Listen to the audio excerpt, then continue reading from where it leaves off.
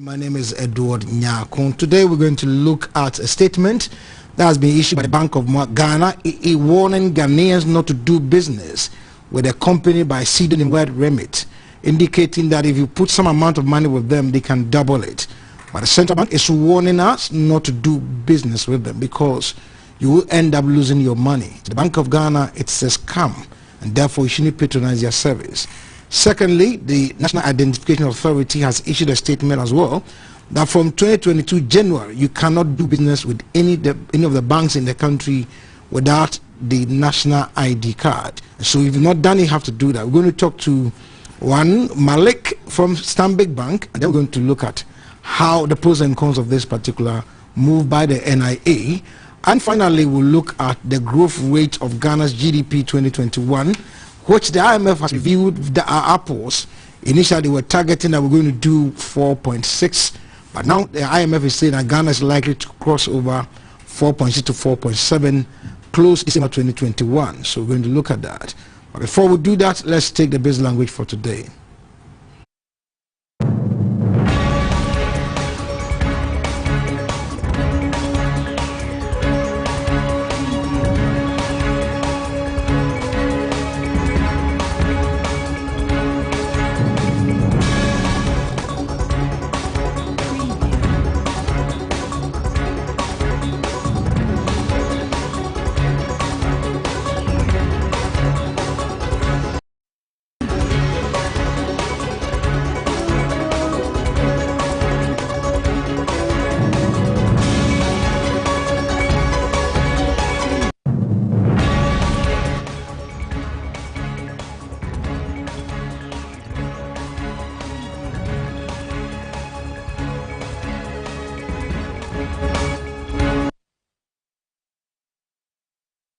I'm going straight to the equities market, where we're seeing a little increase of the composite index for today as against yesterday and the day before. We're going to do that is Esther, welcome.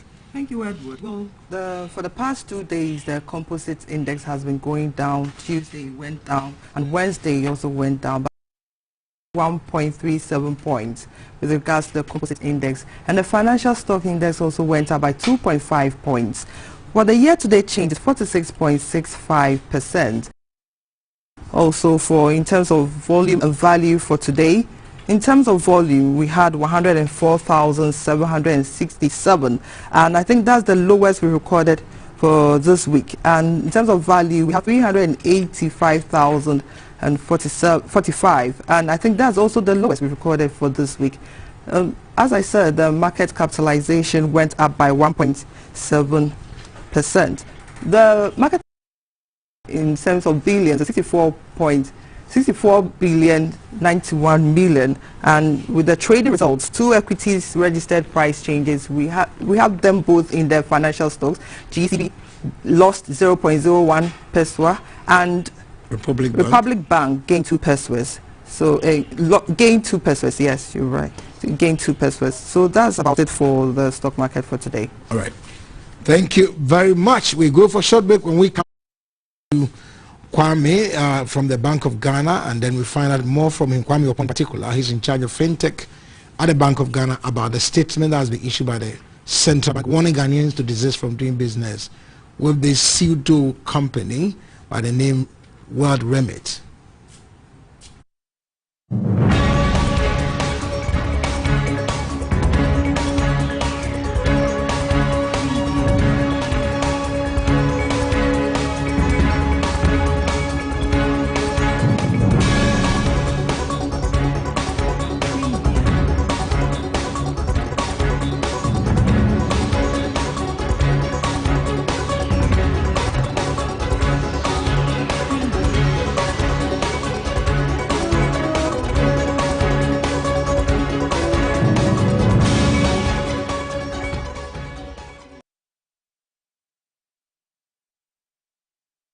Welcome back. The World Bank and the IMF is having their annual meeting virtually, but today we're going to pick a soundbite from the chairman of the 2021 annual meetings in the person of the Finance Minister of Mexico.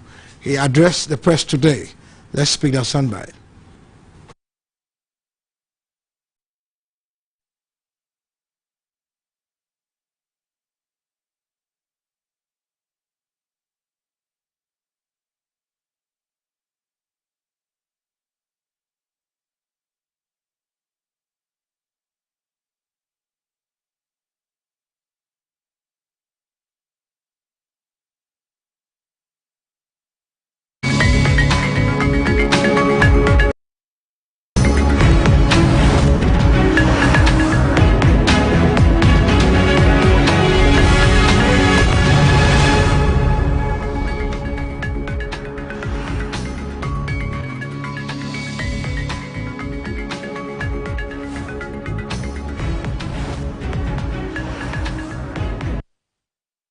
The Bank of Ghana has identified a money doubling scheme operating in Ghana.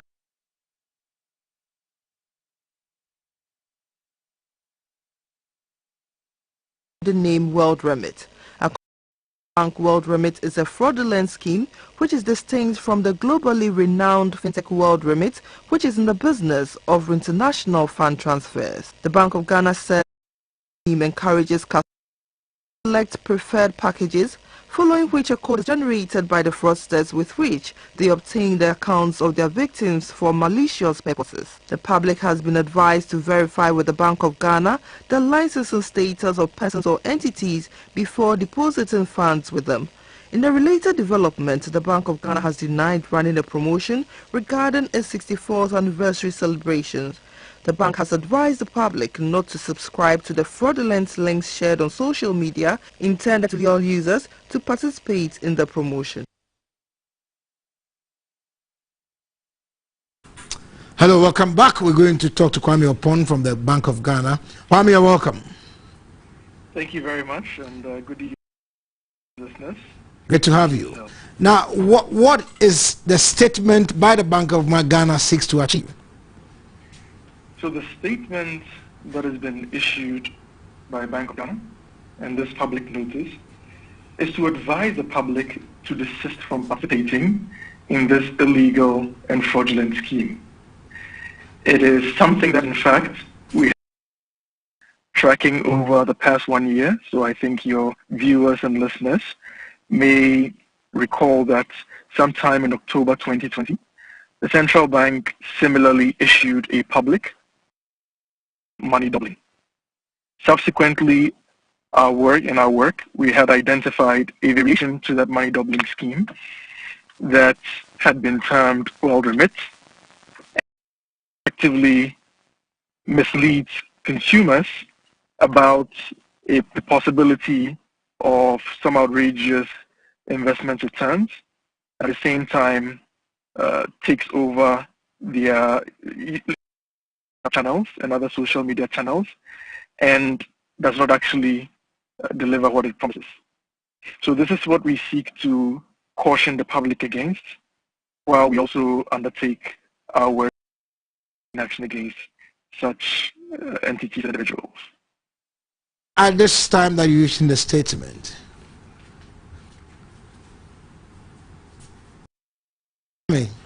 yes, can you repeat that again? I'm asking why this time that you're using the statement.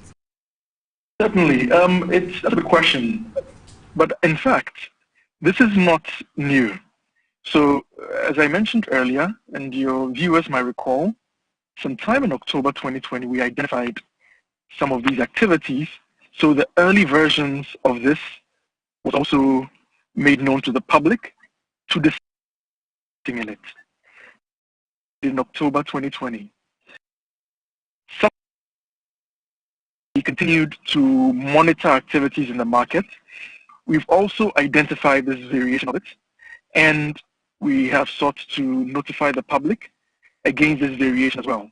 And we'll continue to monitor such activities, illegal and fraudulent activities, and caution the public to ensure that the public is not part away with their hard-earned money, while at the same time we also undertake our investigative work in the background.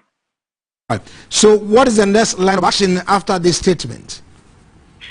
So we have several lines of actions and several steps that we will be pursuing. I think much of it was highlighted in the earlier money doubling notice, which highlighted the different sanctions and actions that the central bank would take against entities and individuals who participate in facilitating this. However, I think much of the work that we do regarding this and relating to this is something that it's part of our internal work. What I would say, though, is the most important thing when it comes to such fraudulent schemes is consumer education and awareness. And so what you see us doing now is trying to make sure that consumers are aware of it and they understand the dangers of participating in this, and there will be no business opportunity for these fraudulent actors. So that's one of the most important actions that, as a regulator, we have to take. Right. Now, may I know if the Bank of Ghana is celebrating its 64th anniversary in the country now? Thank you for also bringing that up. This is something that we've also picked up and have issued a statement about today. We're not undertaking any or holding any anniversary, and certain publication that is circulating is again another fraudulent scheme that we kindly ask consumers to stay away from. Do not click on it, do not share it, do not forward it. All right. Thank you very much, Kwame, for your time. You're very welcome, and thanks for having me. Thanks. We want to say it emphatically that the videos, the pictures we showed out there, it's not from us, but these are some of the ploys deployed or some of the schemes that has been released by the people behind the World Remit, and therefore we're showing those pictures, not because they are part of that scheme or the scam, but we want to show you to you so that you know how their modus operandi is like. Use WhatsApp pictures to send you various messages to let you know that you've won ABCD. So those pictures that we saw, we want to issue a disclaimer that is not from our end, but it's some of the schemes that they have deployed to cheat people. Talk to Malik Nyamado at Stanbic in particular. The National Identification Authority issued a statement that from 2022 January, you cannot use any ID card except the Ghana card to transact business with the banks or financial institutions across the country. So on the line is Malik Nyamado at Stanbic Bank, Ghana. Malik, you're welcome. Thank you very much, and good evening to you and your listeners, sir. Great to have you. Now, Malik, what is the difference between the Ghana card and the existing cards or the other cards we'll be using? All those are like voters' ID card to conduct or transact business with the financial institutions?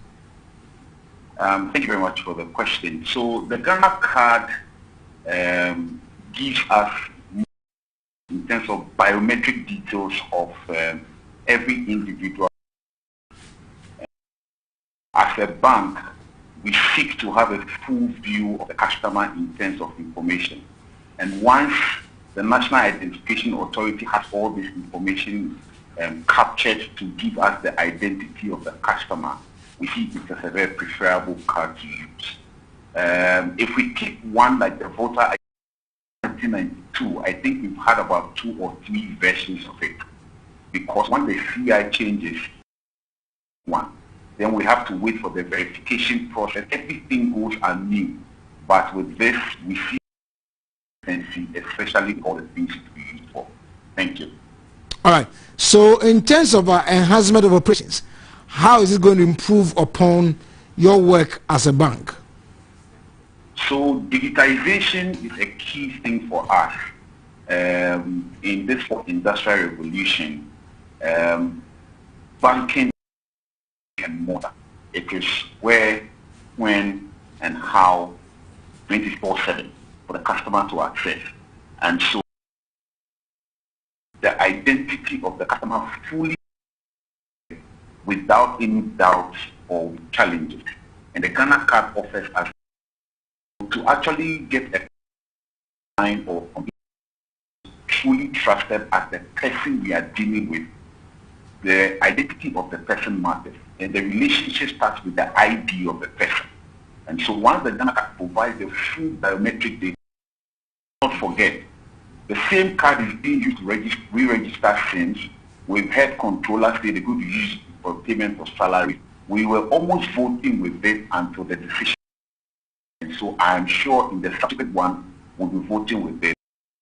It keeps the identity of the person and will help us drive our digital agenda. The second thing is that the verification of people to give us a 360-degree view of them is key for us. In banking, you segment your clients and make sure you're giving them the right experience for every segment they belong to. And the identity matters in this. So occupation, location, all those things are very, very, very important. For instance, if I called you today and said it was your date of birth, when in actual fact it is not, you can imagine the embarrassment that will mean for us. But this ID, we trust, has all these things and more to enable and enhance our business. So it's the most preferable, and that's what we are keeping. Thank you. Some banks have already started a process, including your your entity, your outfit. Why are you trying to get ahead of the curve? It is important because it's the future, and so we see it relevant to go now. Thankfully, government has actually initiated the process of SIM registration, and every adult in Ghana usually has a SIM with one.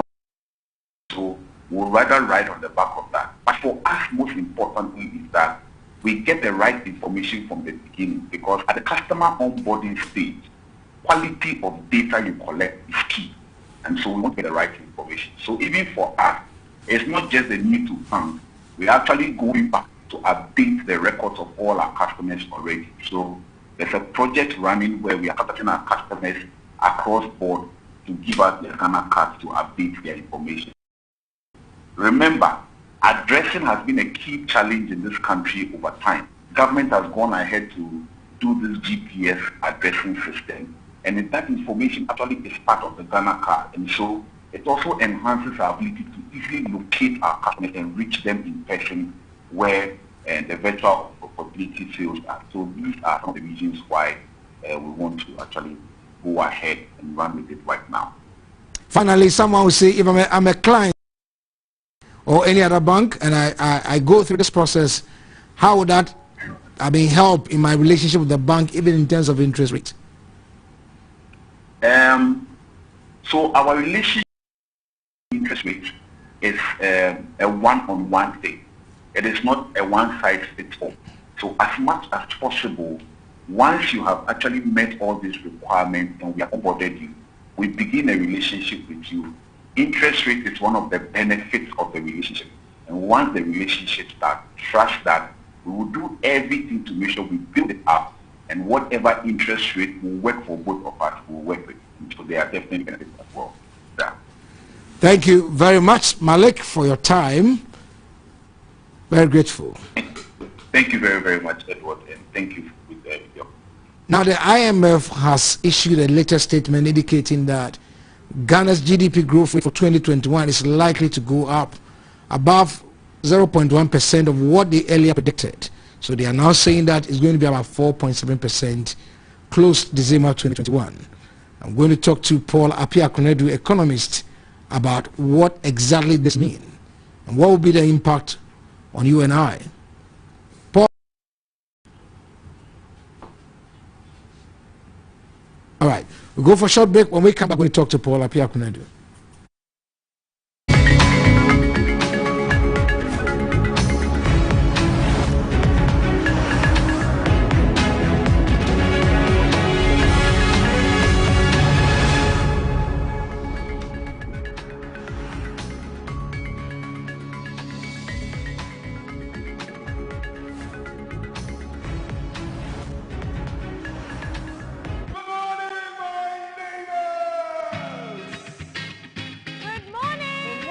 It's a good morning, and we serve you breakfast. Not just any breakfast. Sizzling helping. And there's much more on offer on GTV Breakfast. So what's your pleasure than Votrasi at that time of the morning? You want it served buffet style, complimentary breakfast, On-site restaurant, or room service? we've got you covered. From Monday to Friday at 6 a.m. With a trusted team. So never skip breakfast. On GTV Breakfast.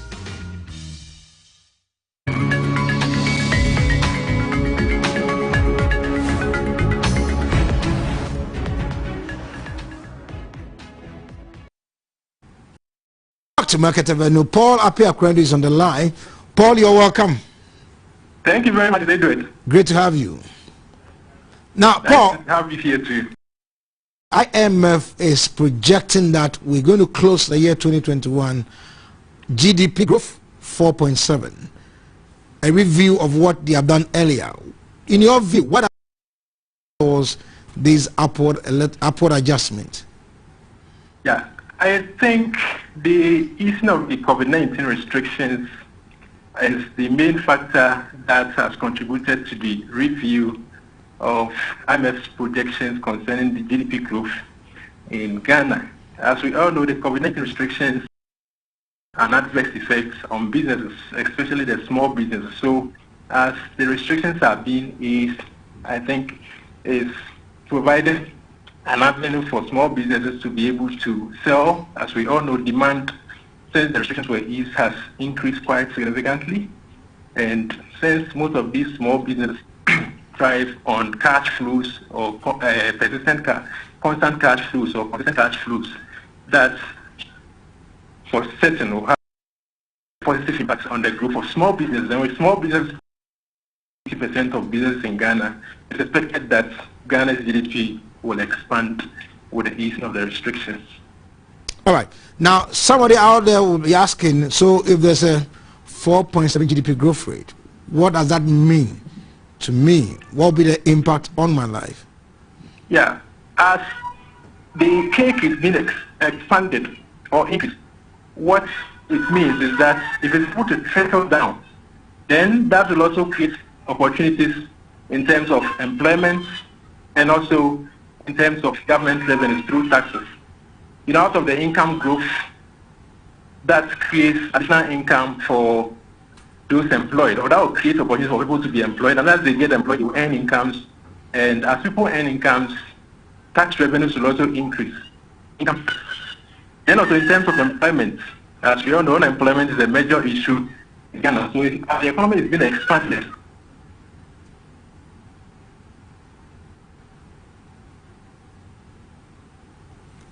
Paul, can you hear me? Wow. We seem to be having a challenge with the line of Paul.